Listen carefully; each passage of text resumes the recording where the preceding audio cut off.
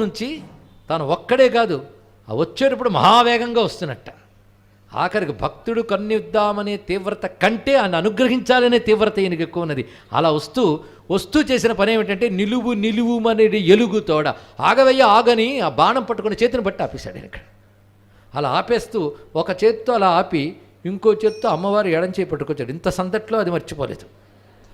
ఆ ఎడమ చేయి సీత వసుధాధర కన్యక ముద్దుకేలు తామర కడవరేలు పట్టుకొని అది పట్టుకుని మన్నన తిన్ననికిం ప్రసన్నుడై రావడం ఇద్దరు వచ్చారు. కానీ హరహర మహాదేవ్ అంటే ఆయన వెనకాల దేవతలందరూ వచ్చారు.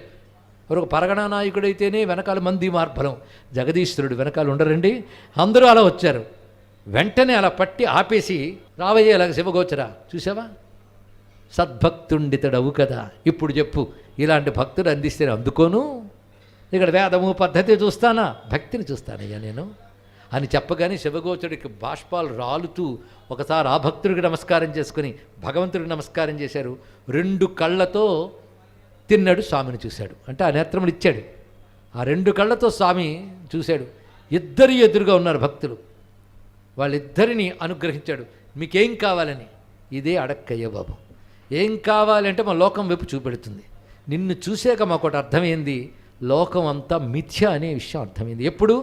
నిన్ను చూశాక. బ్రహ్మము సత్యమనే అనుభవం వస్తేనే జగత్ మిథ్య అని తెలుస్తుంది ఇక్కడ. అందుకే బ్రహ్మ సత్యం, జగన్మిథ్య.